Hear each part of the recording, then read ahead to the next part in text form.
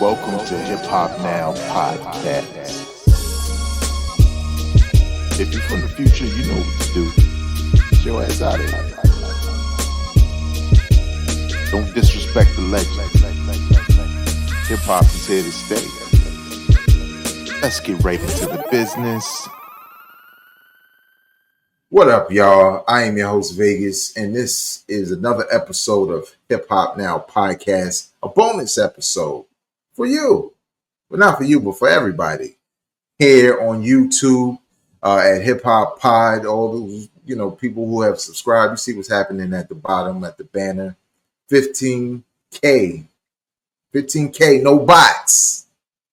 Not one cent. First of all, I ain't have the money for it, but not 1 cent spent to get there. So I appreciate everybody who's chimed in. And, like we say over here, why not 25K? So we'll see by the end of the year.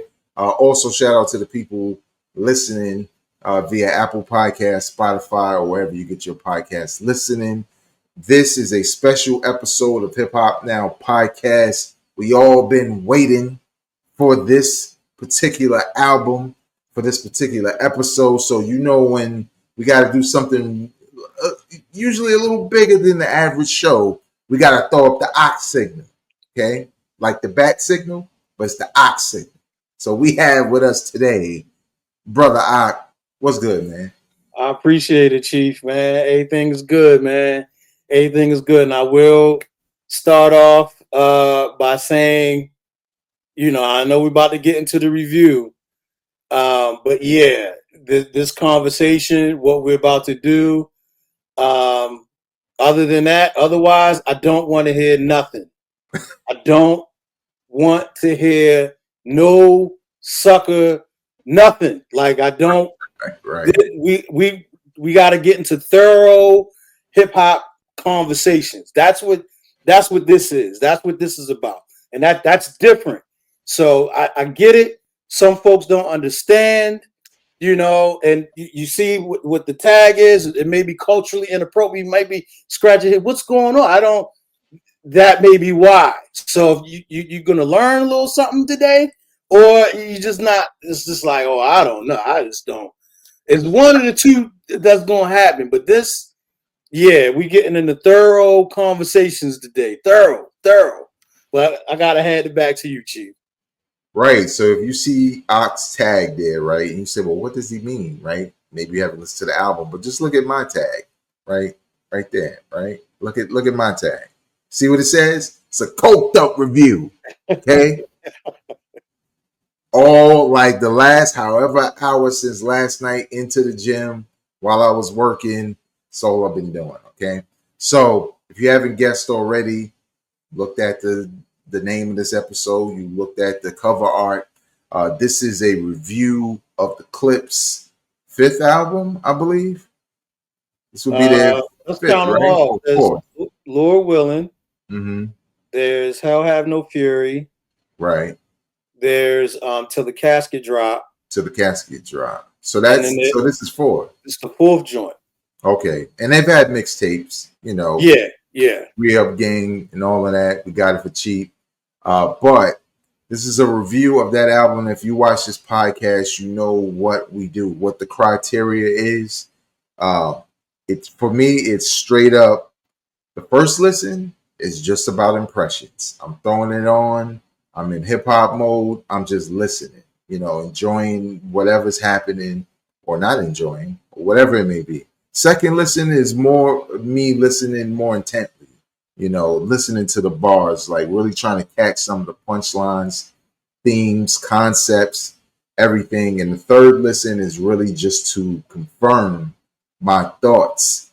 Now, the thing about that is I've listened more than 3 times. So you already know how I might feel about it. But let's just get started right off the back. Just so those who don't know, this being the Clipse 4th album, Malice coming back to the rap game in the way we knew him with Clipse.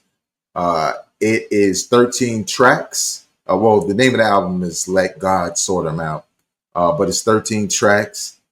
41 minutes in length, and some monster features, including Tyler the Creator, Kendrick Lamar, Nas, The Dream, obviously Pharrell Williams, Stove God Cooks, amongst others. I think Ab John Lava. Legend. Right. Ab Lava, man. Ab Lava, man. Right. You can't forget Ab Lava, man. Ab Lava. We gotta get it. We gonna get into that. Right. But in general, and I just want to say this one thing before we get right into it, but the Clipse did a number of interviews leading up to this album. Some I watched, some I didn't. But one clip that was notable to me heading into this album was the fact that Pusha T said, like, yo, when it comes to features, only spitters, legends, up and comings. That's all we deal with when it comes to Clipse albums. And by the names we mentioned, they kind of fit those categories as far as status, whether you heard of them or not. But let's go right before this album as far as anticipation, and then like your general feeling of the album. So when you started hearing singles off of this project, where was your anticipation, and do you feel it was met with this album? Great question, man. So I'm trying to think back to what the first thing that I heard was that I got the Ace Trumpets. The daggone list. It wasn't Ace Trumpets. It was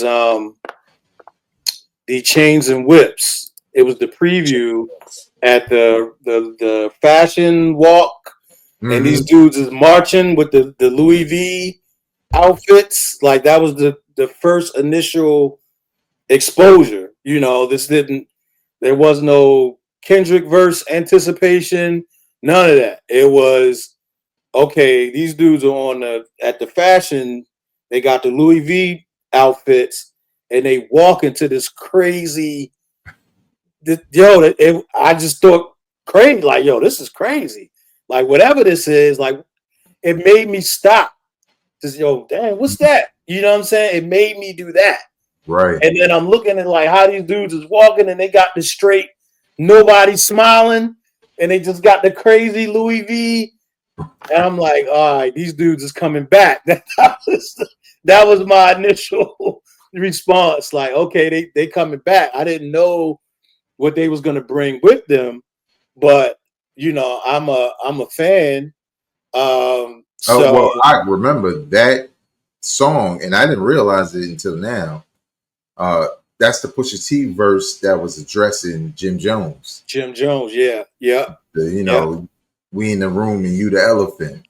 Yeah, and if we want to get to that, I mean, yeah, let's talk to that real quick. Yo, man, even with that whole Jim Jones, Pusha T back and forth, like when I seen that, it's like, I don't want to talk about this no more. You know what I mean? Not to say that you and I don't talk about it, but right. The buzz or Jim Jones said, and then when I seen that, I'm like, why is this a conversation? So that just totally just was wiped from my mind. It just became, okay, they're coming back with a new album. I want to hear what they had to say. Now, right.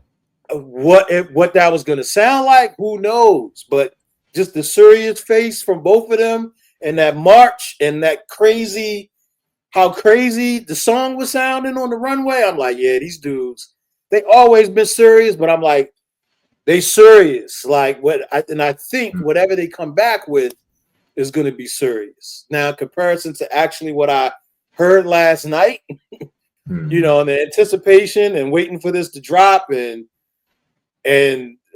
actually engaging with it, like 12 a.m.? Yeah. Yes, it lived up to the expectation. and I just got 2 words. It's well, maybe it's 3 words. The exquisite street raps. That's what I heard.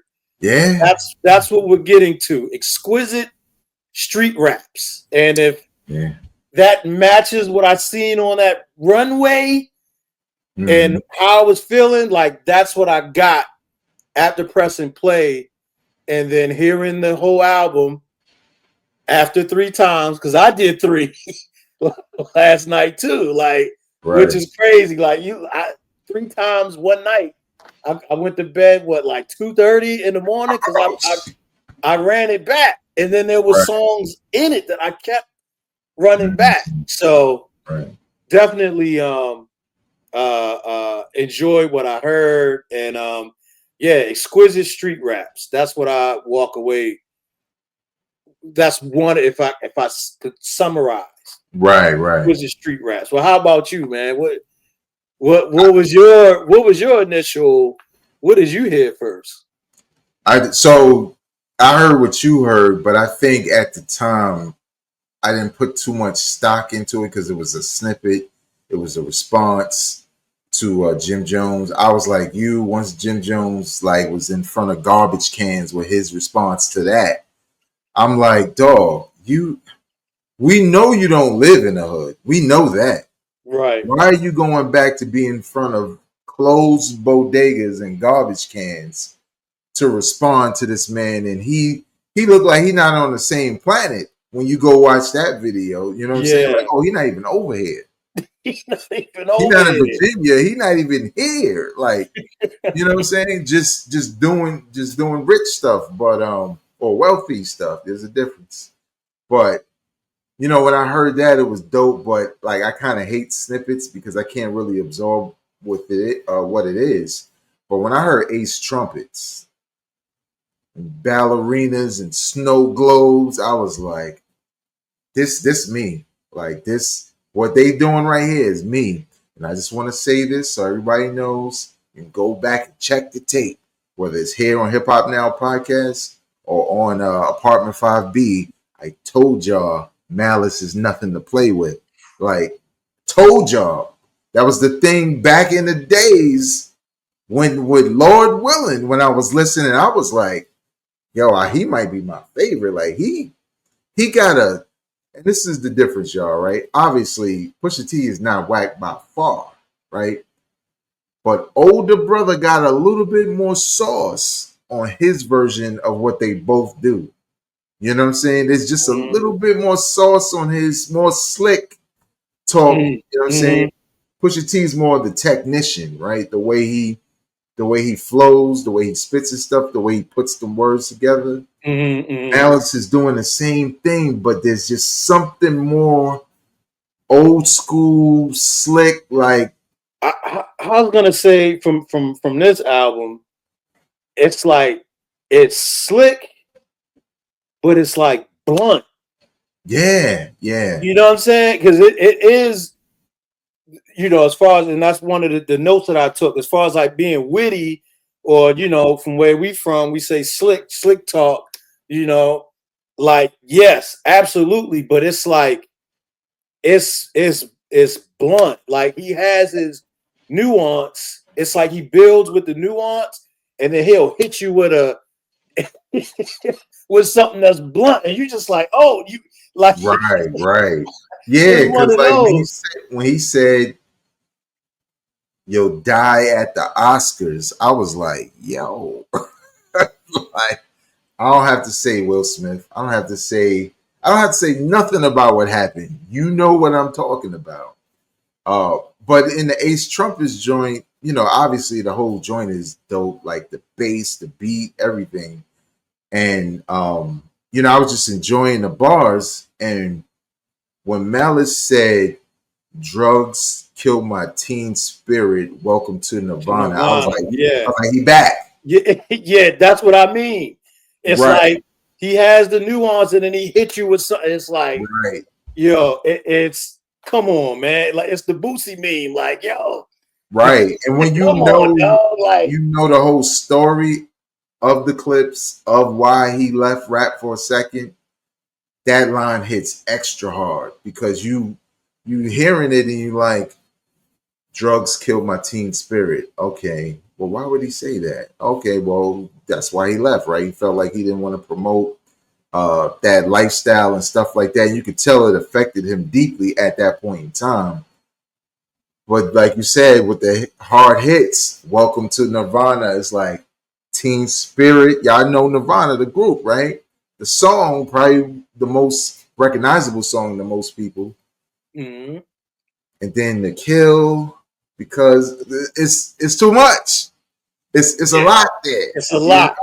With just that sharp, like that sharp, short jab. Right, like, right. Boom, Short punches that you don't see. Yeah. But to your point, when the album like finally dropped, we're gonna talk about that part. I just loved everything about it. Like you said, man, exquisite street raps, right? It felt like what I always say to like Jay-Z fans, no matter when you came into the Jay-Z catalog or whatever, but Reasonable Doubt is like drug dealer talk on a different level. It's Stringer Bell. It's not the Barksdales. You know what I'm saying? It's like, hey, I'm classy with this. I may be pushing the same weight you pushing, but you around the corner with the hoodie on and having shootouts and stuff like that. I'm in business meetings. Like it feels like that the way they delivered it. And obviously Jay-Z is Jay-Z, but it's a very unique way to talk about a subject you've been talking about for over a decade at this point. Yeah. You know what I'm saying? Yeah. And it doesn't sound dated. No. Can we take it there? Can we? I'll let you. But yeah, we gotta cook on sonically. You know how this album sounds. It's like you said, the subject matter. Yes, it's what they've been talking about, but it's like, and they have a song point POV. It's like their perspective right now, and it's not like okay, yeah, you know, I got it in the trunk right now. We getting and I can. It's not that. It's more so, and it's figurative. Like the raps is that the rap and our approach to music represents that what the street stuff that they were involved in back then this is now represented by our music and the business that we're conducting. We're taking that same mentality from the street stuff and making it applicable to what we do in the music business. And yes, that's been there, but now we get to hear again what is their stance right now, 2025. Yeah, without it feeling like you have to focus on that. You know what I mean? It's like it's there. They're painting the pictures. They're reflecting off of everything they've been through, especially their father. And we'll talk about we'll break down like songs and stuff like that. But yeah, you kind of walk away with something that's mature enough for people who feel like they don't want to hear immature rap anymore because they're older. Yeah. But it still has the energy from grinding. And Got It for Cheap and like all the records you remember, but they just feel more like bigger bosses at this point. And even from just a rapping standpoint, like everything is refined. Nothing feels like they put some throwaways in there. Like no, absolutely not. That was one of the notes that I had when to expand on exquisite. There wasn't a bar wasted on this. No, there wasn't a bar, ladies and gentlemen. There wasn't a bar wasted. Now I don't know if those types of things excite you, but that that should be commended. There wasn't a bar wasted. Everything was sharp about what they were bringing to this. Everything sharp. Yeah. So let's talk real quick about Midnight when this album dropped, because everybody was anticipating it. Shout out to Kill, Apartment 5B. We were talking about it as we were recording. And you know, like Kill was like, yo, I made sure my headphones was charged up. I was charging things that I probably wasn't even going to use. Like I was just trying to be ready to consume nothing but this. Yeah. But at midnight, if you were using Apple Music, what was your experience? Yo, man. So at midnight, so I had pre-ordered. You know, I pre-ordered because I wanted to be able to have that. So I think, you know, maybe 11:55 I went over and I was looking for it. I'm like, okay, it's not here.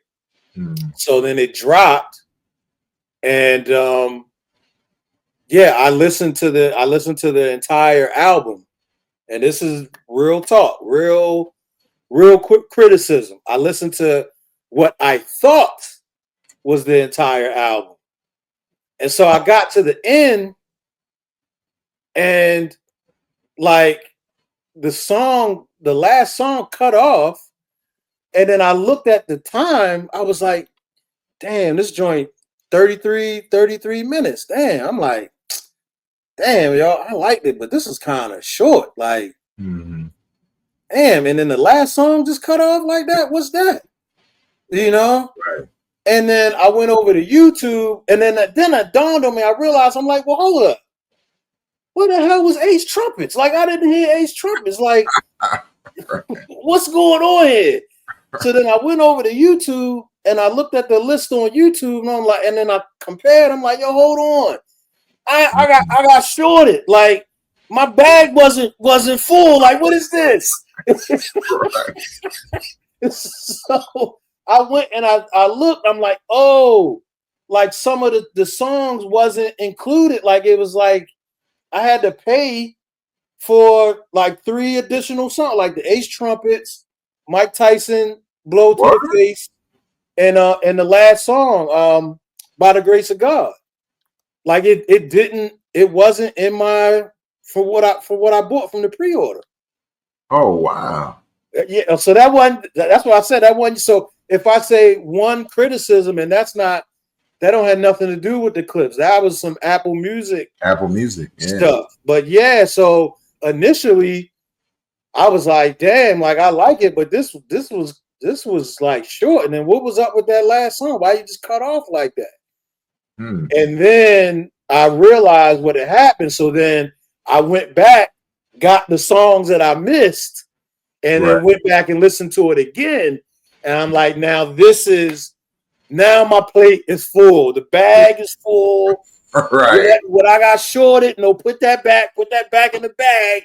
Okay, we good now. Like now I'm good. Like I went back and bought everything, but I listened to it on YouTube.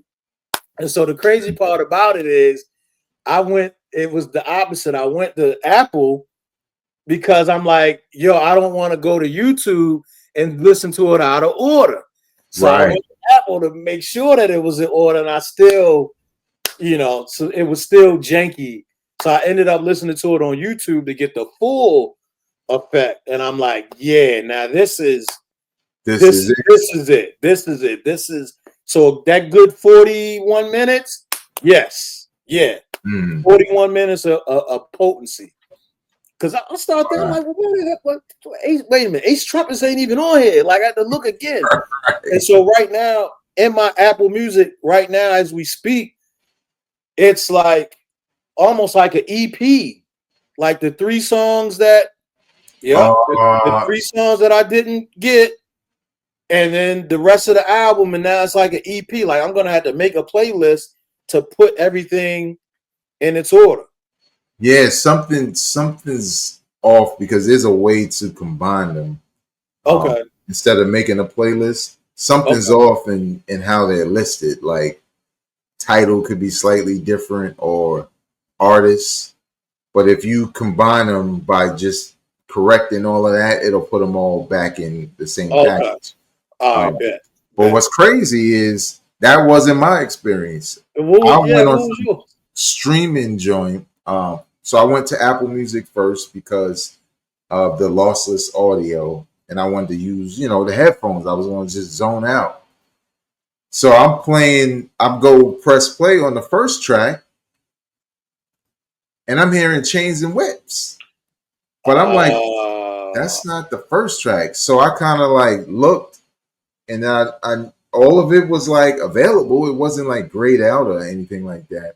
So I did it again, and it went to the second track. So I was like, well, what the hell is going on? Now, I've noticed in the past with streaming services, mostly Apple, they'll have a preload, pre-lock-in for your streaming service version of an album. And as singles are released, titles are revealed, but the other ones will say track 1, track 2, or whatever. That's grayed out. That's what I saved months ago. That wasn't the album that was released. So I had to delete that, go back to that new page, and like re-add it to my library to get the whole thing. But guess what? When I did that, Mike Tyson punch to the face was grayed out. So I'm like, well, wait a minute. Did it sample something? Like, yeah. That's what the first thing I thought. Like that, they couldn't clear it. Right. But then miraculously, it was available. So I think somebody was trying to replace what was there before the album dropped with something that was different about what this new joint was. And everybody was pressing play on what they had saved. Yes. Which happened to kill. Yeah. Oh, it happened to kill too? He said the same thing. Every time I press play, it goes to Chains and Whips. So I was like, yo, just delete that joint. Look on Apple Music and just re-download it. So then, everything worked out. But the other thing I did, because I was starting to get a little frustrated, I was like, I have Spotify. I went over to Spotify, one album, all songs, there to be played, high quality sound and all that shit. So I was just like, I'm just going to Spotify for now. Okay, yeah. Because I saw people posting. I'm like, where are they listening? And I was like, oh, some people got Spotify. So it was interesting to have that experience when we talk about our anticipation and how far back it went, to be honest, which was like, what, a year or two when we first heard Chains and Whips or whatever. So that was the experience. But let's get into these songs, which I think what people really want to hear about, man.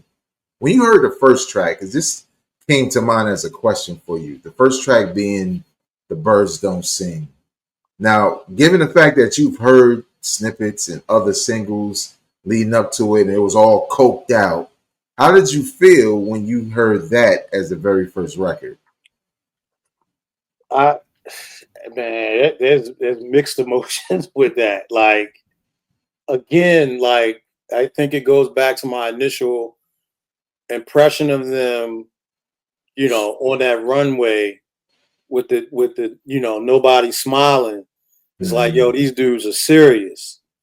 But I was looking at it in a more fun way then. But then when I pressed play and started to hear the subject matter of this song, that these dudes are serious. Like, and it's like, we're gonna show you how serious we are, And so, yeah, man.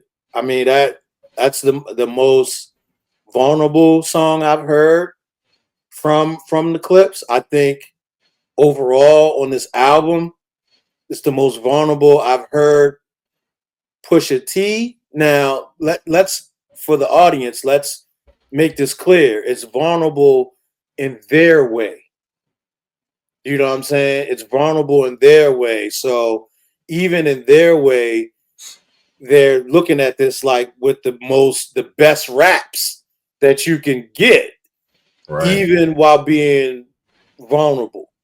So yeah, man, like it's a great song. It's a vulnerable song. But initial impression from hearing it is, yeah, these dudes are serious and they're kicking off the album in a serious way. Mm-hmm. In a serious way. And then, quite frankly, I know we're talking about this song in particular, but having the whole experience now after hearing the first song and thinking back on it, it's like that first song dedicated to their parents, and now that everything after is like we're gonna make them proud the Mm-hmm. way that we know, Right. which is the most exquisite street raps Yeah. you could ever get. It's like that's dedicated to our parents, and it's a very vulnerable subject. And now that we've set the tone with that, let God sort them out. We are here to give 110% and just give the business on these beats and these bars and these rhymes. Like that's like what I got from it overall. Just thinking back on that first song. That first song. Yeah, I'm with you. It kind of caught me off guard because it was it was the first track, and I think there was a lot of malice not only in this song but no malice influence throughout this album because of the being vulnerable, because he was obviously not afraid to be that and leaving hip hop at one point. But to your point, what I think I like about it, as far as setting the tone, it says that these are real human beings, right? Like we know we talk about the coke rap and be coked up and float the coke and how many ways they could talk about coke in the street, but this is the reality also, right? Like this is who they are. This is Terrence, right? Like talking about and referring to himself and other people where we got to learn the family. You know what I'm saying? This is T, not Pusha T or nothing like that. So, like all of that kind of stuck with me because I always feel like rappers who are able to do that, especially do it in a great way lyrically, um, they they bring themselves closer to their fans because they can relate to that. So when by the time you get the joints like Chains and Whips, you know them. Yeah. Oh, that's the homie. You know what I'm Yeah. saying? His mother and father lived over here and worked double shifts and blah blah blah, and he was on the block and all of that. And it just was a great launching pad to say that this album is full of substance. Whether that's just like what's being talked about or the potency of the bar work, like this isn't your average coke rap album where I'm just gonna try to say all the flyest things I can say about the drug trade in the street. So I think I appreciated that, and I'm gonna, after we're kind of done with some of the songs, I'm gonna talk about some of the things that were happening that led to me asking the question: is the Clipse album overhyped? And it plays into all of what we talking about. Watch. Okay. Okay. But can we talk about Kendrick? I'm not trying to be a bot. But at first I was like, okay, Kendrick getting busy. But then I was like, okay, he out of here. He out of here now. He getting out of here now. Like when you finally got the chance to hit a full song, what was your impressions of that song and Kendrick's feature? Yeah, again, it's like following up after the first track, and we get into this. It's I don't know. That set like a whole other tone, like, and yeah, man. It's a great feature. Kendrick, of course, did his thing. did his thing, man, bodied it. And it's just a respect. Like, that there's a respect there. It just sounds like when, they asked him to get on that song, he was like, of course. And well, I guess it's back to control. Like, I'm gonna try to kill both of y'all on your track, but it's respectful. Like, he did that because of how much he respects Right. Malice and Pusha. Right. And don't get me wrong, like everybody did their numbers on there, but of course Kendrick took it another gear though. He had to take it another gear. So yeah, man, great song, crazy, summer song, car, turn it up. Mm-hmm. You know what I mean? I get a bit of like Church in the Wild vibes from Watch the Throne. It's got that kind of that rhythm to it. Mm-hmm. But yeah, man, yeah, another gear with Kendrick, another gear. But the thing is, with the Clipse, as far as album wise, as you're listening through, they went to different gears. So that was just the second song, and one of their features taking it to another gear. But overall, with Pusha and Malice, yeah, we got to talk about their gears throughout this whole. It again, tone setting. Yeah, like you said, it's exquisite street raps. Like and I'm glad you said that, because we're going to separate the difference based off of what I teased. But I feel the same way. Like, Kendrick verse was dope. It added to what Pusha and Malice was doing on that track. And it's always dope when you have an album highly anticipated and the expectations are bars and your features come to play. Like they like, okay, I know what this is. I know what it's gonna be for hip hop. Let me show up. Let me not dial it in. The next song, low key, kind of becoming one of my favorites. Point of view, because you talk about a feature coming in there, like I Get Busy Too. Yeah. Tyler the Creator with the Clipse. Again, the Clipse do they thing. Like Ox said, step it up. Tyler's just and he's worked with a song was crazy too. He worked with Pusha T before. Yeah. What was it? Trouble on My Mind? Yeah.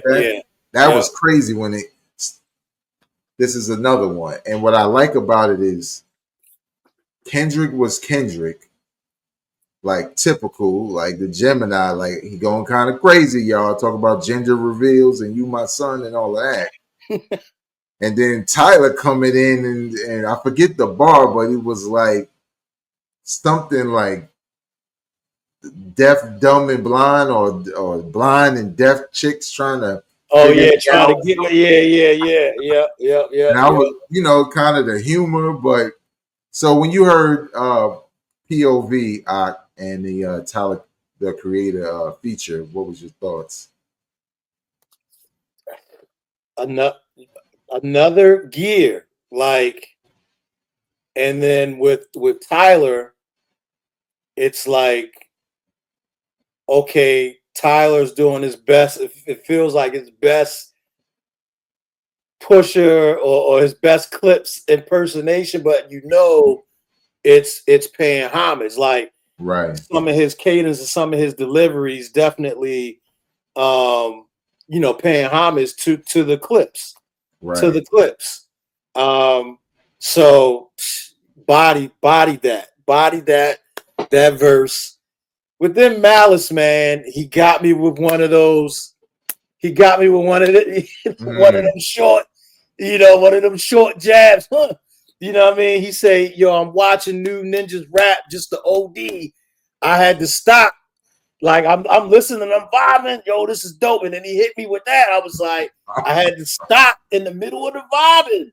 Like, oh shit, like Right. you know, like and when you think of it in context of the whole song, it's POV, it's point of view. Point of view. So he tell you that, like, yo, I didn't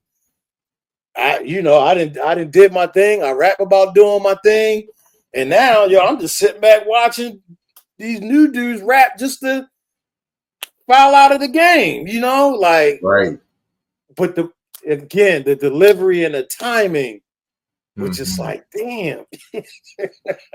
Yeah, I think you summarized it because I think people forgot what his kind of like what his purpose was within the group.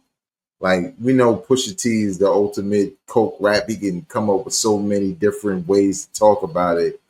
But Malice reminds you that, like, almost like he's the muscle of the group, right? Like he's already made a decision on you, and he's gonna tell you. Like, he's probably like the street version of like Inspector Deck when they used to describe him. Like, he's gonna sit back, watch you, and all of that, and then he's gonna take you to court. I feel like Malice not even taking you to court.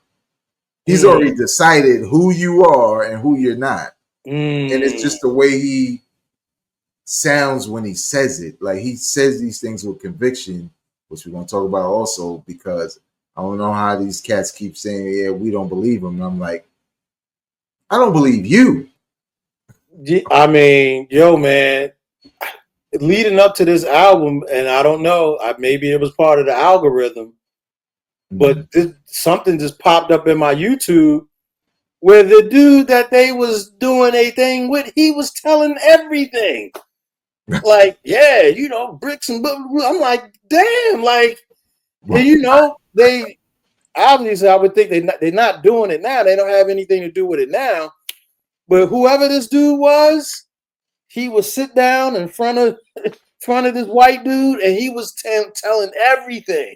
And Yeah, he was. Like, yeah, you know, kingpins. And I'm like, damn, like, and it just makes me think, because you know he can't rap, so this is the way that he tells the story, you know, and shout out to that dude. It's just shocking because of the nature of what they're talking about, and it's not from that interview. There's no coding. There's no, oh, you know, that could just be figurative language. They ain't really do none of what they say. No, this dude was like, no. It was just blunt, like, yeah, these dudes was kingpins, and we had this connect from here, and I'm like, yo. So then you listen to this album, and then you hear Malice like, yo, I stepped back because, you know, dudes is getting indicted and whoop-de-whoop. Right. You know, he made a smart decision, you know, and I don't know what their relationship is with that dude, whoever that was that popped up on my timeline. I know with Push's last album, he was disappointed. Maybe that was the same guy. I'm not keeping up with their lore like that, but maybe that was the same guy. I know Pusha expressed some disappointment with somebody in another interview saying stuff on the last album. He's just like, you know, expressing his disappointment in that. So, but yeah, man. The whole notion of, yeah, these dudes, what they talking about? That ain't, and of course, everybody's human, right? You know, but you got people that's documenting and going on YouTube and saying, yes, they are what they were rapping about, or are, what they're rapping about. It's authentic. Let's just put it that way. It happened. It happened. You know what, like, and we're going to talk about that difference in rappers who came from the street. But I kind of could see, like, it's a social media thing. So let me not get into it just yet, because I'm trying to find a way around saying it early. But because I want to get your take also. Okay. So So Be It. We know, y'all know the vibes with So Be It. Ace trumpets. Perfect placement, if you ask me, because I'm already reeling off of the things I'm hearing for the first time in those first 3 tracks. And then here come the joints I've heard a lot and already confirmed they're crazy. So now I'm halfway through the album, like, yo, it can't get no worse. Like, it's impossible considering what we have left. Um, and if I skip a joint you got a note on, let me know. So we can go over that. Well, I just got one note. I got one note. So Be It Part 2. Yeah. I prefer Part 1. I got a theory on that too. Me personally. I think everybody does. Like, So Be It Part 2 is fine. Mm-hmm. I think maybe there was some 2 things. Either maybe there was some sample situation with that one, and hence Part 2. But also, I get the feeling we're going to get a deluxe version of this album that will include not only other songs that weren't a part of the album, but a record like that. And maybe Mike Tyson Punch to the Face does have Jay-Z on it. Like, because that's the only thing really. Well, for one, that's a thing that happens now with a lot of these albums. Even Jim Jones did it. And when he did his deluxe, it was like a whole nother album. You know what I'm saying? Which wasn't good. The original was better, right? Like, get them other songs off of here. What are you doing? But it's a trend these last couple of years to do that. Because, for example, Freddie Gibbs did that. He released all these singles leading up to his last album. And when it dropped, I was like, damn, where's Big Rabbit? Like, I really like that joint. And then he dropped the deluxe, and all them joints leading up to was on there towards the tail end. So I could see that happening with this. Maybe they need a little bit of time. Maybe they're going to throw Nori on So Be It. Like, who knows? But I agree with you. It kind of caught me off guard because I was like, it's not the beat I remember. Like, Yeah. It's not the same thing. So I agree. I didn't hear Mike Tyson Punch to the Face.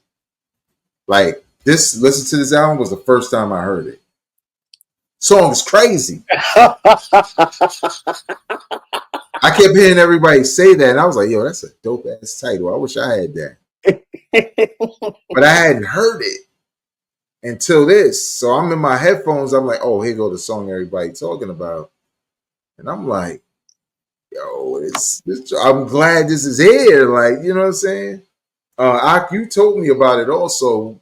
You know, I know you was happy that it was there, but you know, what were you thinking when it started within the flow of the album it hit? Yeah, it was what I needed. Do I have it correct now? I don't know that it's not correct now. I had to look on YouTube. But well, on the album, it's the 7th track between All Things Considered at 6 and EBITBA at 8. Yeah, it was what I needed because All Things Considered, we smoothed it out, and that was another vulnerable track, man. For Pusha T. Well, he has a vulnerable line in it. You know what I'm saying? He's talking about his wife miscarried.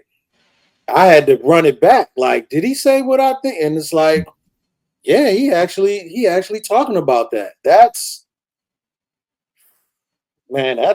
heavy to talk about, man. To put that, but you know, it's again the exquisite raps. You do that in such a way where you can keep listening to the song and enjoy the song. Right. But then when you really take in what they're saying, it's like you said, the humanity of it, being vulnerable, it's there. And then when we get back to the aggressive, the Mike Tyson blow to the face. It worked like that sequence. It just worked. And then I had heard Push's verse, but I never heard Malice's verse. You know what I mean? So I'm just like, this just works, man. This works. And the overall sound, man. I don't know if we wanted to save this to the end, but now I just feel like I gotta get my bars off, man. Yeah. Pharrell, man. What we doing, man? What we doing with Pharrell, man? What we doing, yo, man? Like, well, right. So when you say that, just because I wanted this to kind of be a part of what you're about to say, just because you have your own thoughts. But I did see one or two people who felt like they wanted better beats for some songs. Okay. So with knowing with what you about to say, you know, what do you think about that? And, you know, do you even agree with that? I mean, that's fair. You know, that's their opinion. With So Be It Part 2, I prefer So Be It Part 1, and I think it was a sample clearance thing, and it felt like it. Like, I can't go back now after hearing So Be It Part 1 and how crazy that was. Right. And then the beat isn't bad for Part 2, but it's not Part 1. Right. And then when you put Part 1 in the sequence of everything, the album is cohesive. Like, and so sonically, what I wanted to say is like, yo, it's like, it's bright and aggressive at the same time. Right. You know, when I think about like Pusha T and his albums, he goes dark.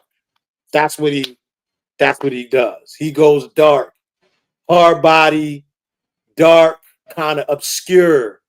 But with this, unapologetically Clipse, like bright but yet aggressive. Like, it wasn't trying to be commercial. No. It wasn't trying to be commercial. But it was just that upbeat, bright sound that you know of the Clipse. But this was the most like aggressive.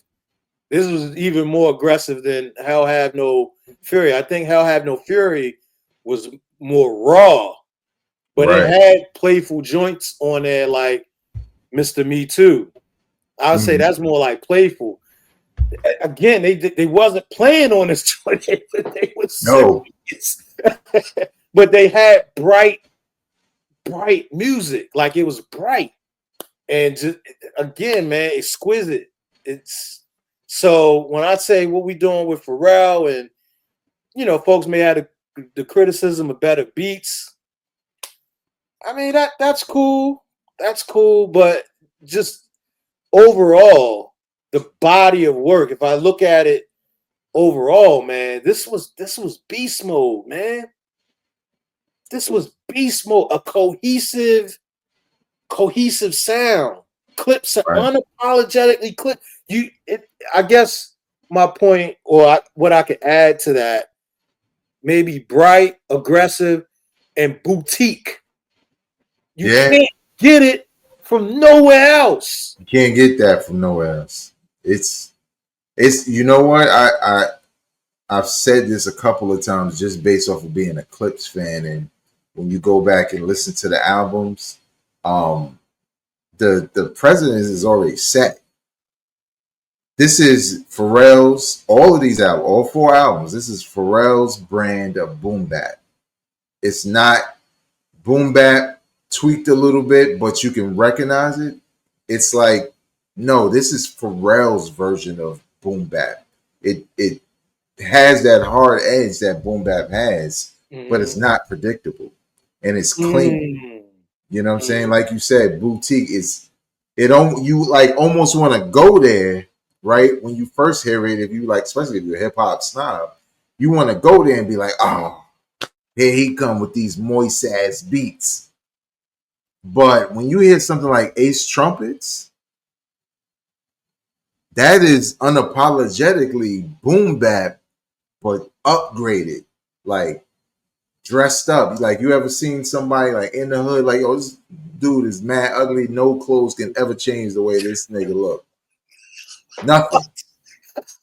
Like you can put anything on him. But then he go get a cut, get that beard lined up, you know what I'm saying? The clothes is clean, and then because he looked good, he kind of projecting away, and it's like, yeah, I think I was wrong because his confidence is up, and then his confidence is up. with the women that they right there. The women that was like ignoring him are now looking at him, and it feels like that's what Pharrell does with the production. He knows what it is because he's listening to these raps. And he's like, yo, this the block, the street, this coke and all of that. But like you said, it's a difference between Scarface and Freedom Town to Scarface, who already got rid of Frank and all of them other cats, and now he on top. He carries himself a little bit different. Mm-hmm. So I think you're right, man. And again, obviously it's all subjective as far as your ear, but I think if you've heard Clipse albums, this production should be no surprise. Not to me. Yeah.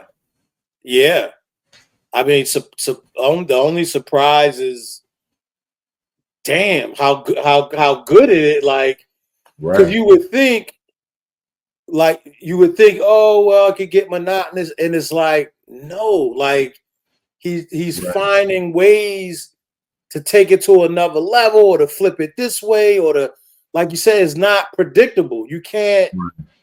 The pattern is Clipse, but you can't get into, okay, here's my slow song, here's my song for the ladies, here's my ultra hardcore barred up song. It's not that. Right. It's not that. And listening to some of the interviews where Pusha was saying, like, yo, we going for a feeling. And damn it, yeah. Right. Yeah, yes. And we're gonna get to, it's later in the album. But yes, I was in my feelings. I got into some feelings. I know we're gonna get there. I'm not gonna right. We what at like number 8? We only on number 8. We're only on number 8. But we don't necessarily have to go through all of it. I just wanted to point out some notable stuff that, through the tracks that we noticed. Mm-hmm. For me, I was waiting for this. I understand why it happened the way it did, because I think it has less to do with wanting him to have a verse versus can he legally have one on this project at least. And that's Stove God Cooks. You said, can he legally? Yeah, Stove God, man, like his situation is so bad. He's been relegated to doing a ton of hooks, which I think they're being smart because they say they're hooks, but they kind of give him a verse. Yeah. You know what I'm saying? Give him a good strong 8. Right. Now, if you don't know Stove God Cooks, you talk about coke raps. This dude prays at the altar of a stove. And at first I thought it was silly, but I love it. I love it every time he gets ridiculous over a stove. Like, I'm looking at a stove like, damn, I got a stove pendant. Like, so he was perfect for the song he's on, FICO. Again, I wanted a longer verse, but I just think, listening to West Side Gun's projects that he puts them on and all of that, it's like it's a lot of hooks that sound like verses, and it sounds like he's doing the same thing here. Any thoughts on that track? Well, I gotta hear your thoughts. Like, not only Stove God, yes, but can we for a moment just talk about the technicality of FICO? The raps. Let's talk about raps. Like, rapping ability. Like, I got my take, but I want to know what you thought about Pusha and Malice's verses on there, man. Look, man, I it's to the point where listening to this album as an MC is inspiring. It makes you want to write if you're a writer like that, right? If you are a recycler, you'll never understand what I'm saying at this point. But if you're a writer and you hear the fact that they could sound like they're talking about the same things, but they're not. And they're never talking about them in the same ways. And to have Stove God's like brand of rap where he's more like sing-songy sometimes, but he's more sing-songy, but he's in that same technical realm as Malice and Pusha T. It was just like this could have been we even if we didn't have an album, this was released as a single, I'd be going crazy because their bars are just they just draw you in with their attention to detail. Yeah, you know what I'm saying. Like if you and even if you're not a rapper, right? Let's just say you're a hip hop head and you listen to every single thing about, especially an artist who is capable. About a verse or a song. This is the type of stuff you want happening today, and that's how I feel about this track in the album and Pusha T and Malice's performance. Is that they set it up so much that I'm already drawn in to what they have to say, and I'm already reeling off of what Pusha T said, and I'm like, damn, Stove God didn't even get his hook verse in. Malice didn't even go yet, like. Yo, so, I didn't mean to cut you off. My bad. No, go ahead. Go ahead. Yeah, I was like, for that FICO, you had what Stove God did with what he brought to the table, his flow, and that bridge hook, bringing it together. But yo, these dudes rhyme stanzas. The stanzas rhymed, and then at the end of the stanza, the punchline and the word rhymed. Right. And both of them did that like flawless. I was like, yo, what is when I say that shifting the gears, I was like, yo. And I'm sorry, yo. I got it with the next joint, man. What was that? Yeah, let's get to it, man, because this is one of them tracks I had to look down at the title, like, what one is this?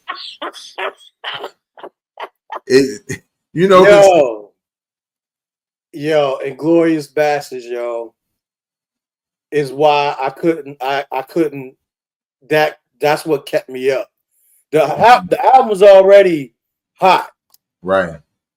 That came on, I was like, I'm not going to sleep. Like, and this was after that first listen, and I was only thinking it was 33 minutes. Even on that first one, that, like you said, I had to look like,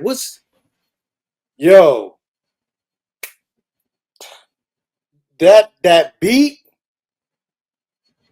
Clue. Yes. I was like, yo, okay, now they're talking to my soul. Now, like, that's why it's like, what's that meme with Magic Johnson and he's eating the popcorn. Right. Like, I was already enjoying myself. I'm locked in. Yo, that I didn't go to sleep after that. And then Ab Live, I got the quote. What did he say? He said, seats white, but the six blacker than Umar. I was like, yo. Yeah. What is that? What is going on? Like, I ain't go to sleep after that. And then that, of course, the whole album on the run back. But after that, I was like, I gotta sit with this. Like, I'm not going to sleep.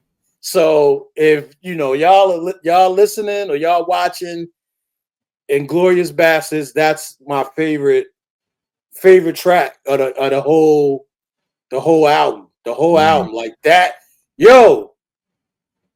that beat, was so crazy. Malice started cursing. He cursed on it. I was like, I had to do it. I'm like, yo, he cursing on the. That's Right. how crazy it was, yo. Like, seriously. You're right. When that joint hit, I had to run it back because at first I'm like, all right, let me, next record. I like the FICO joint. I'm a big Stove God fan, so it was like I like what they did together. And I was just in unbelievable territory because I'm like, nah, this next record can't be this crazy, considering what we've already heard. Like, That's why I can't go to sleep at like that. It's yeah, like like it can't be. Yeah, this is getting better as we're going along. That's the first thing I thought. Like, yo, they doing this like and so like they to your front point, loaded. I guess the like, but it's not a front load. it's It's what you like, okay, said, no, we not gonna fall off. You thought we was. right? It's not about to happen. But go ahead, and man. and not that we're condoning any of this, but it's kind of like a slow high. Like you Mm. slowly, like, oh yeah, I'm nice. Oh wait a minute, oh wait a minute, call the hospital, call the ambulance. Like it felt like that because I was starting to settle in after a while. Like, all right, let me see how they finish. Yeah. Then you hear the clue. Ha ha! I was like, so we got a mixtape at the end. We got mixtape joints.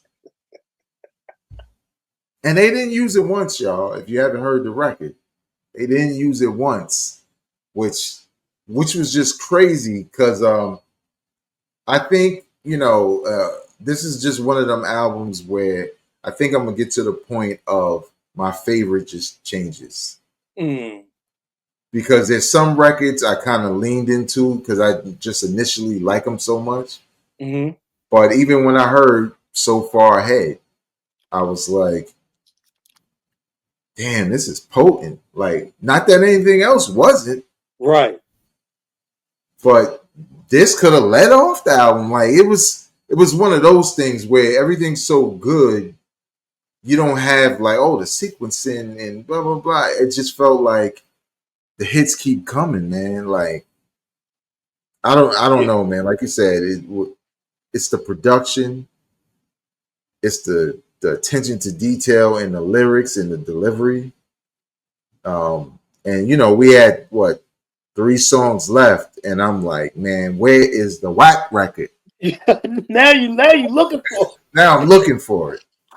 I did have one criticism, but I don't dislike the song. sure. He passed it. It's called All Things Considered. I like the song. I just Mm-hmm. didn't like the hook. You know what I'm saying? And it was more so too much Pharrell isms for me.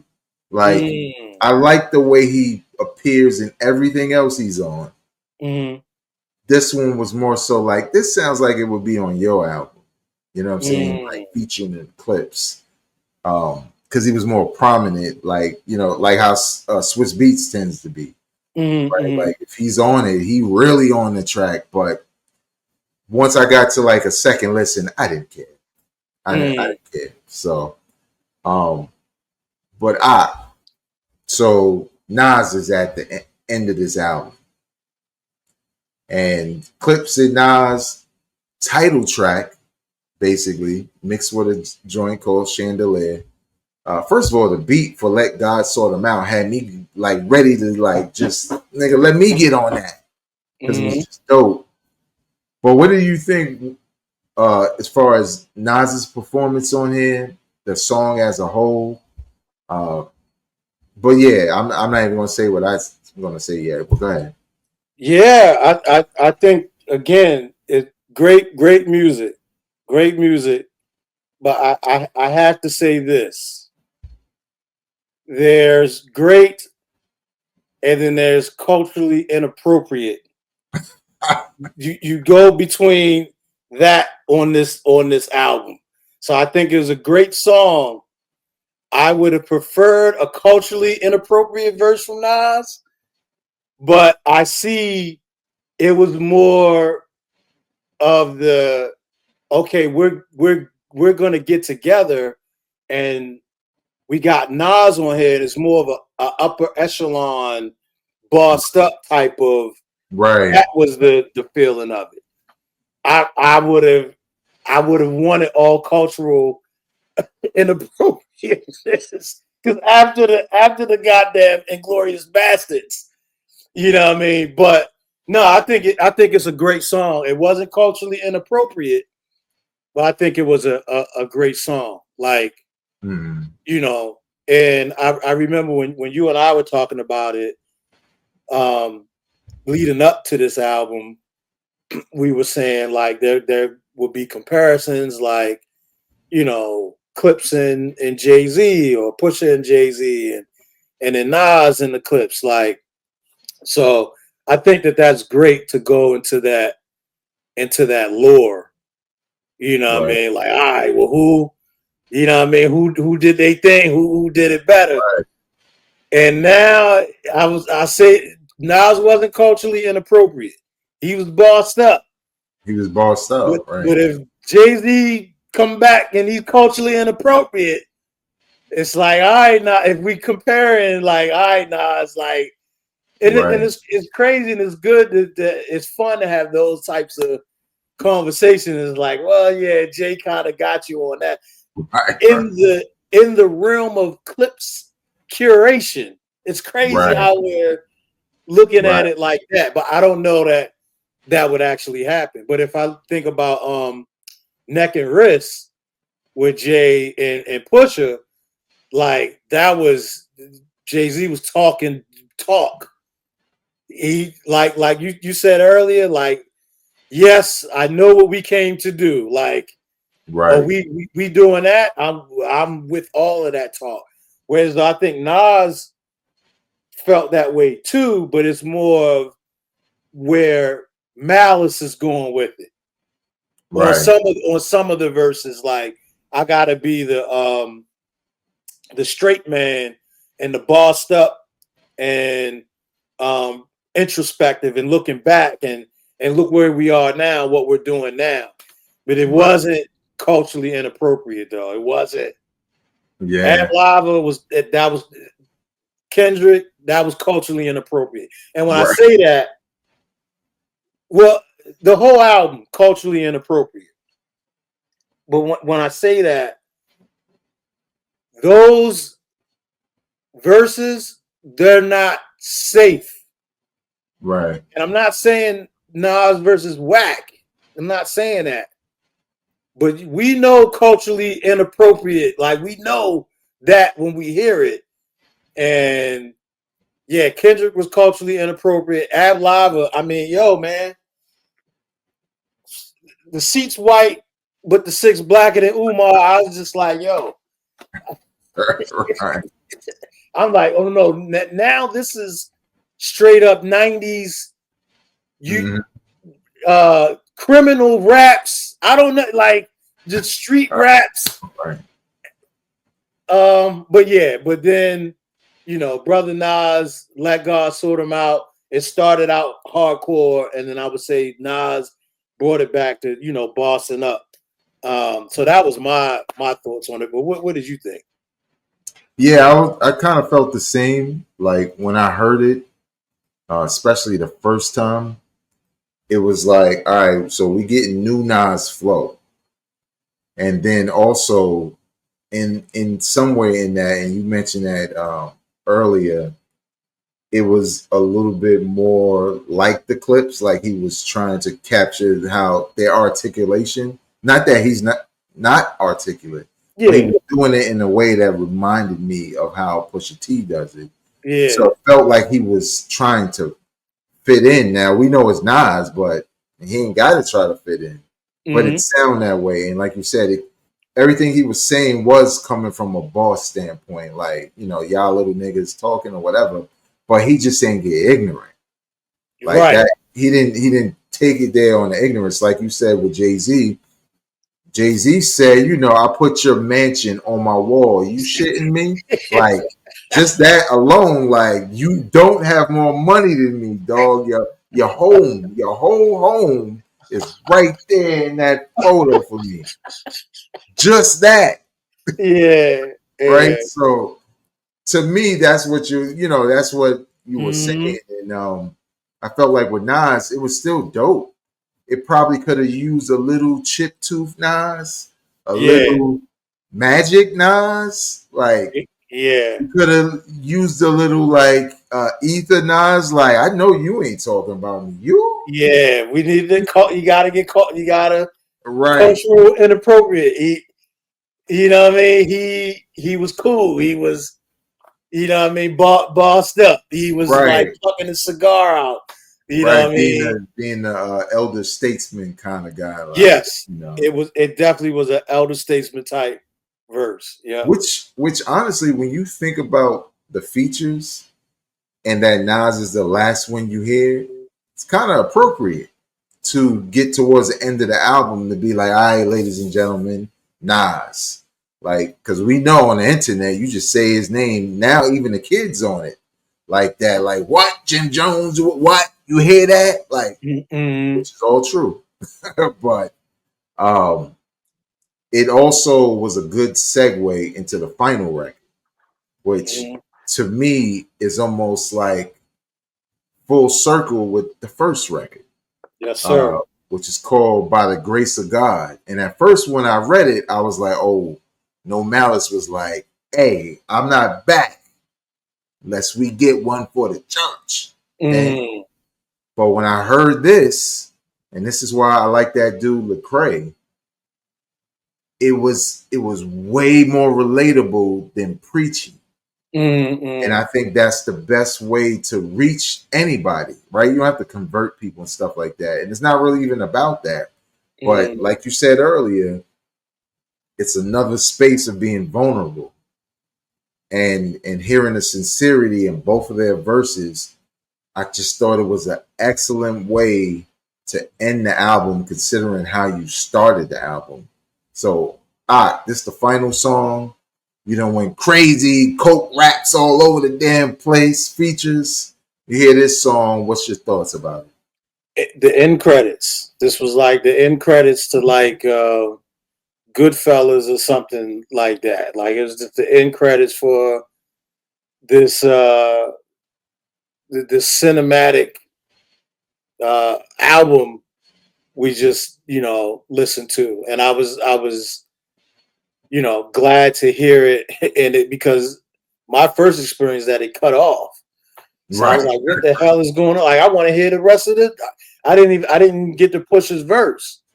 Oh, wow. You know what I'm saying? So I'm like, "Yo, what is like?"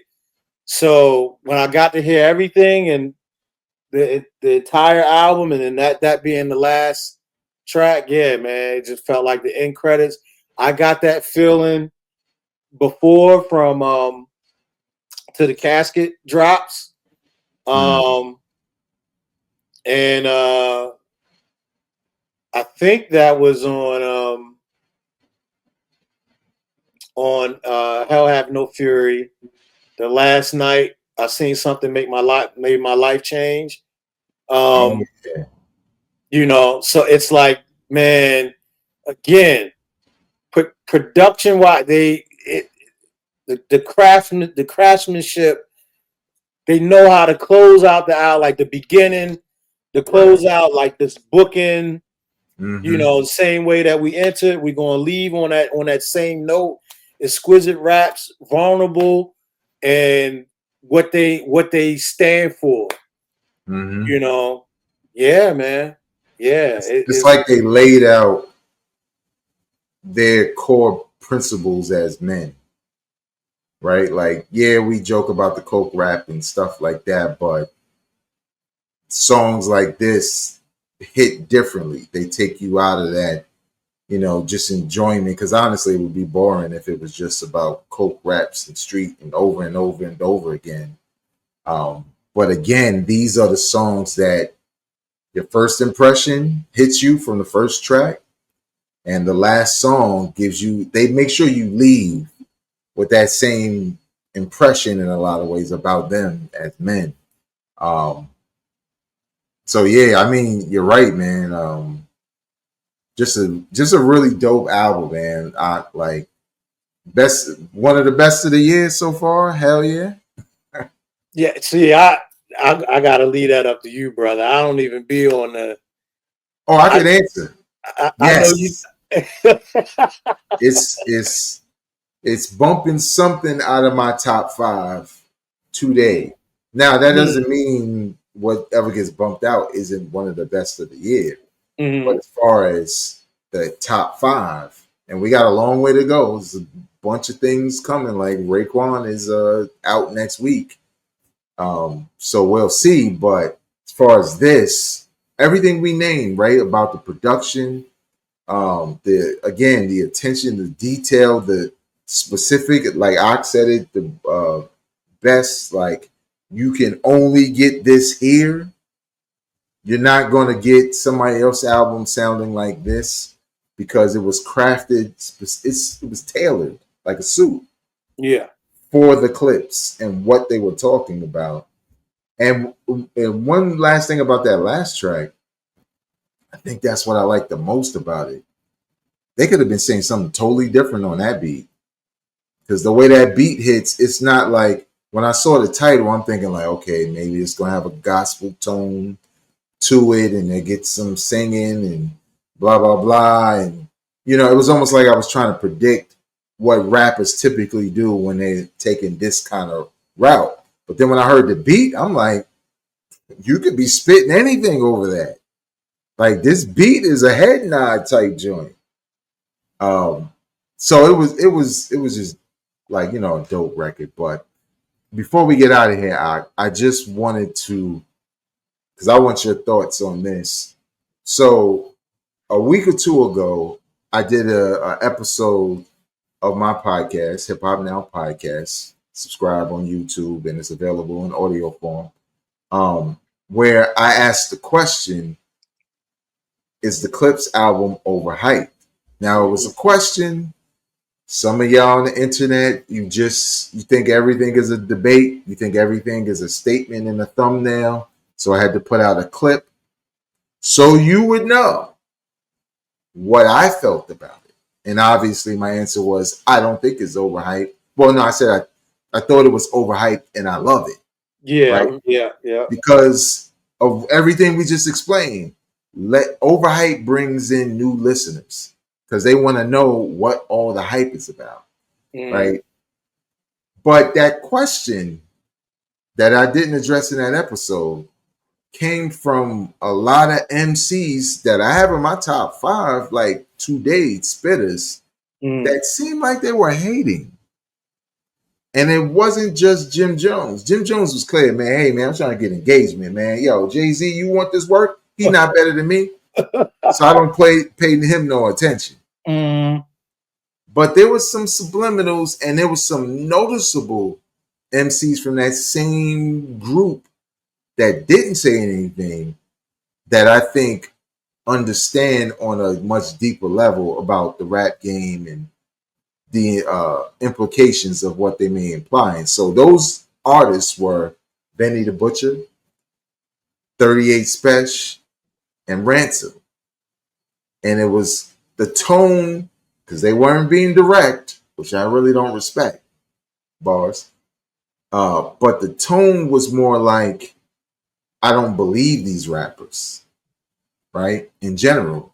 Now, Jim Jones said it straight up. I don't believe them when they rap, talking about the Clipse. But then to see Benny kind of allude to it in the tweet, then Ransom say some stuff, and he didn't say he was talking about them, and he said he liked them and all that. So I don't know, but it was ironic that Benny, 38 Special, and Ransom were all alluding to the same rappers who aren't believable. And one other thing I'll just throw in there before I get your point about this. Benny, who is one of my favorite rappers, you got to stop talking, dog. You got to shut up. Because if we just being real, 38 Special washed you on that last shot and stab too. And I was a little disappointed because you my guy. But when you come to your defense of being believable, this man ran down. Yo, I was locked up. I had attempt, and then I was locked up for 60. Reading off like it's degrees and certifications. And one Twitter follower said it the best. This man bragging about getting caught. Yeah. Which is disappointing to me because I want to go to bat for him. Like, nah, leave him alone. What's also disappointing is if you take your hat off, you look like George Jefferson, dog. Just leaving these other rappers some ammo to get at you. Okay, that's all I gotta say. But what do you think about even just the culture of, even though they didn't stand on it, and the other thing I left out was Conway and Westside Gunn said nothing. That says a lot for two guys, especially Conway, who could match what Pusha T and well, not to say that Ransom and them can, but it was clear that these guys were alluding to something during a conversation that Jim Jones basically poached directly about being able to believe these rappers. And Malice, I think, said something like that on the album about being believable, saying how he rapped to lyrics to cats he didn't believe. Yeah. So I think he was saying he was on records with dudes he did not. He ain't believe. Yeah. Right. He was on records with dudes. So what do you think about that? Because obviously all these guys can spit. They all in that same realm of street raps and stuff like that. Do you see it as hating? And Ransom's in there loosely because at least he kind of directly addressed what he was saying. But do you feel like it's some hating because of all the hype, or is it justified in their opinions because that's their opinions? I mean, the justified part, again, a simple YouTube search, it popped up in my algorithm. This dude was telling everything. Like, yo, we got it from, the dude was from Panama, and he was telling everything. He was like, yes, they were involved. We were doing it.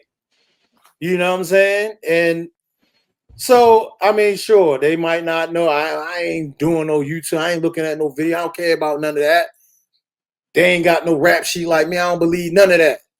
You know, but it's like, yo, man, they can have their opinion.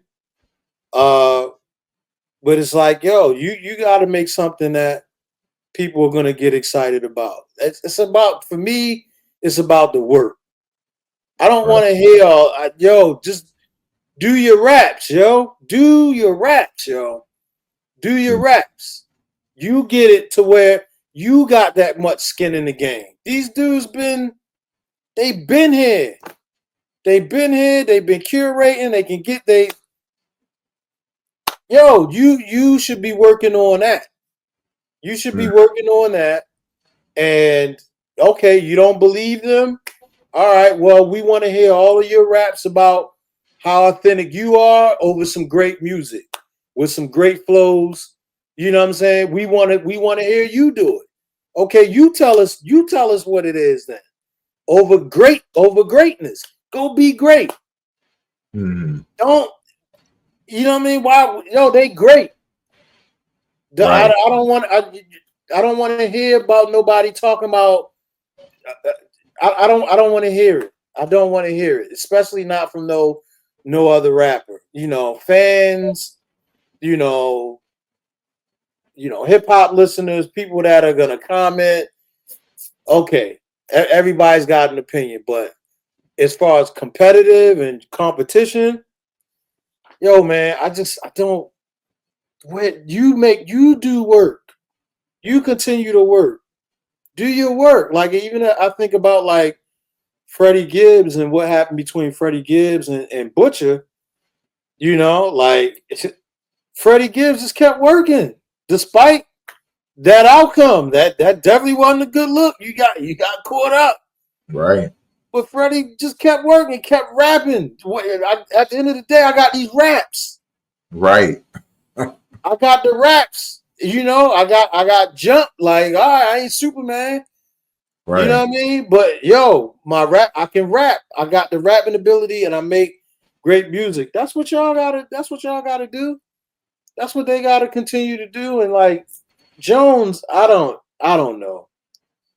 You know what I mean? Like there's no footage of Pusha T running out from no basketball court nowhere. Like we ain't seen that.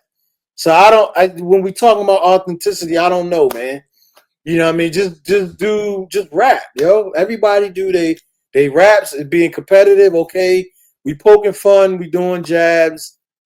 All right, I guess. But let's just do your raps. And maybe they'll be inspired. Maybe, because that was one thing from this album that I was thinking about. And I don't know how other folks are going to take it, right? But for me, by the time I got to the end of it, it's like, this is like giving me like why I, enjoy hip hop in the first place. Like I'm getting that feeling from it. Like I listen to it or enjoy it because of people taking it seriously, because of the craftsmanship, because of the attention to details with the flows and the beats and locking in. That's why I listen to it. That's what I want to listen to it for. Like I think it was Malice. It might have been Malice, or it might have been Push. Might have been Pusha T. It was Pusha T. Like this whole thing about about the tea, like spilling the tea. Like I don't, sure, within your bars you can get that, but that's not the sole reason for this. And that's why I think this whole thing about being culturally inappropriate, this album is definitely anti everything y'all talking about. It reminds me of that that Nipsey Hussle line. Like, F what you talking about? I'm talking about this. Right. That's what I got from this album. Like, we talking about this. That's what I got from GNX. I'm talking about this. Right. Right. So that's what I would expect from Jones. That's what I would expect from Benny. Okay. Talking about this. Give us that. Give us that, man. And it's weird because when you, like, even as a fan of the guys I named, especially Ransom and even 38 Special, because I'm not the biggest fan, but that has more to do with his voice for me than his bars. Like, his bars are nothing to mess with at all. Like, regardless of how I feel about his voice, he can't help that. And some people like that about him, but their attention to detail is like the Clipse when they're writing. And what I don't understand, and obviously with Benny also, but what I don't understand is, like you said, you should be inspired, but it feels like you don't like the amount of attention that they're getting. That's why I was like, is it overhyped?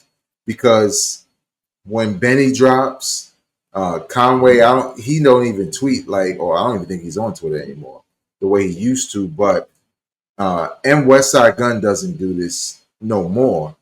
But they always had this like negative reaction to not getting enough from fans, and not just fans. Maybe Benny, because he's the only one who talks bad about his fans sometimes, but more so like content creators and people who could probably take them to that next level by covering them.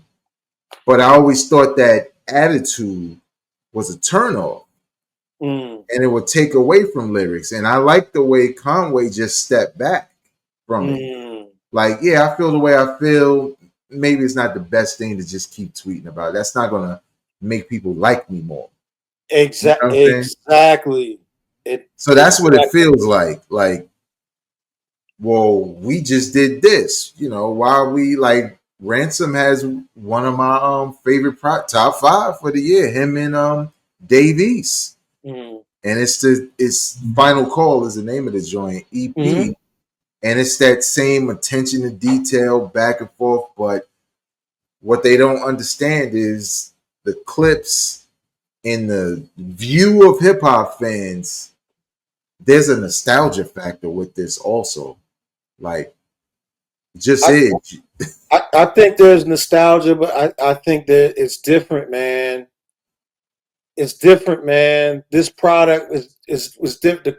The curation is different. Like, I get it if they had the technical prowess and they can rap too. Nobody's taking away from these folks' their skill level. But again, you can't get what they did. You can't get it from nowhere else. That's why people are excited. You can't, and I think those brothers should work on that. Like, what is it? What is it about that? Like, why is it working? Like, why? Like, and hone in on that. Like, why is it? Why are they getting that fanfare like that? I think I can answer that. Good. Pharrell. It's Pharrell. Pharrell has a hit making ability, but he's not giving them the hits he's made for himself and others that are clearly geared towards a larger audience and radio and all of that. He's giving them something that's right in between. It's the boom bap, but it's the crispiness of this shit. How when you listening to it, right? Like listening to it with them damn headphones on and it got the spatial audio, so you turn your head, it feels like the music is like in 3D. It's the same thing that me and Kill always say about like Dr. Dre's Compton and even that Snoop album, the Marsha Ambrosia album, they just sound good. Like it's not even just the beats, they just sound crisp. They sound expensive. This whole album sounds expensive. Oh yeah. You know what I'm saying? So, and again, I like them. I'm there for everything they drop. But there's a difference between what I described, like we in Paris, we on the runway. We look possessed by the luxurious ass everything that's happening, and a nigga that could buy all the colorways from Jordans. There's a difference. It is a difference, yo. You know what I'm saying? Let me get that wall. Let me get that neighborhood. That's the difference. So I think again it died down some after that because I think people was honing in on that, like, yo, why y'all hating? But and again, I think the way Ransom, maybe just good, the way Ransom responded to that told me he probably might have been talking in general. I mean, for all we know, he could have been talking about Benny. They could have been talking about each other. We don't know. You know what I'm saying? We don't know. The man making a lot of enemies. You know what I'm saying? By just talking too much. But it just felt like they, you know what it is also, before we end this, but I think the rollout has been perfect for this album. Everything that could happen, that should happen, is happening. From the features to the videos, the interviews, the unique videos that kind of give Ace trumpets and So Be It, life. And we ain't even see the Chains and Whips video yet, which should be dropping soon. The Tiny Desk hitting. They on the Breakfast Club right in the morning. They are owning the conversation on hip hop, at least for the next 3 days. And I think when these other guys drop, we get excited. But Ransom not on Breakfast Club. Tiny Desk not calling them. Not that they shouldn't, but maybe somebody there don't know. You know what I'm saying? Or maybe he's not making enough noise. So I think it's some of those things that play into it that make these guys and people who feel like them want to say like it's overrated like the album, because I know that's going to come with the album. But you know, it's your opinion. And the thing is, like, so when you think about those brothers like Ransom, Benny, 38, like, okay, you're not on Tiny Desk, but there's like other like, what's the joint? I forget what it's called, but there's the joint where they be on the front porch.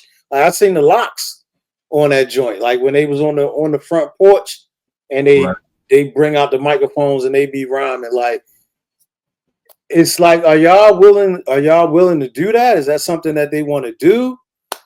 You know, like, because yes, they're not on Tiny Desk and Clipse are, but they have that pedigree to be there, you know, Right. and they're gonna be with that 100%.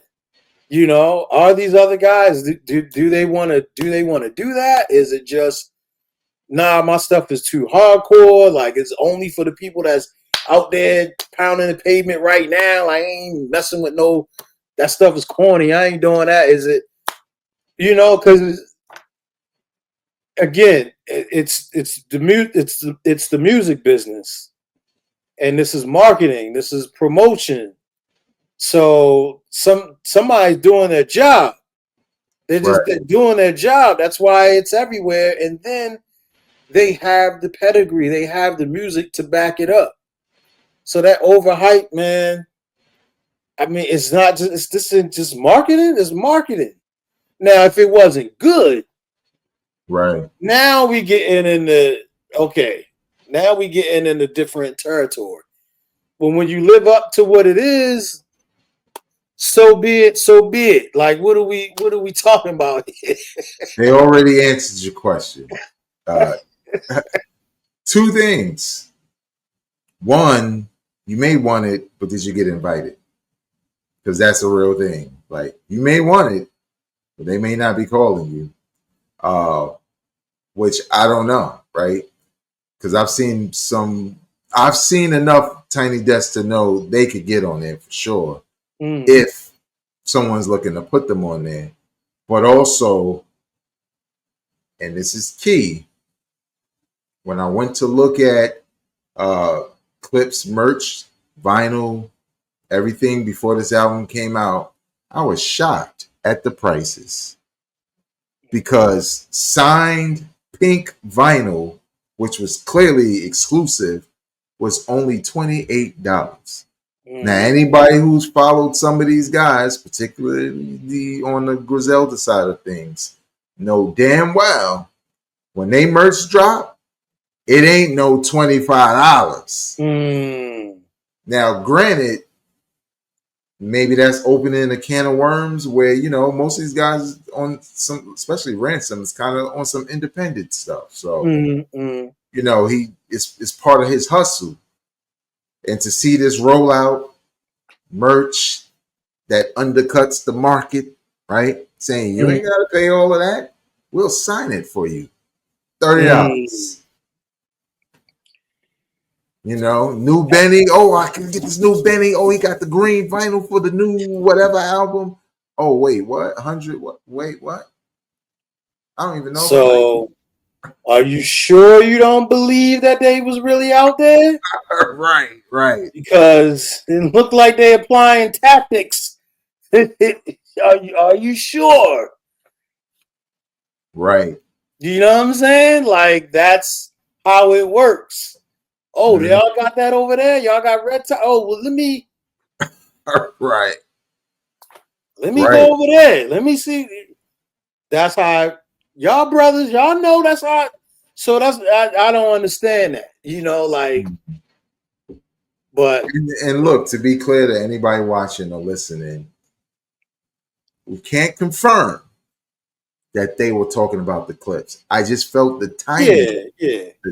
The timing was, I could see somebody thinking, well, Jim Jones said it. Here's my opportunity. I'm not going to put all my chips on it and say it directly like he did.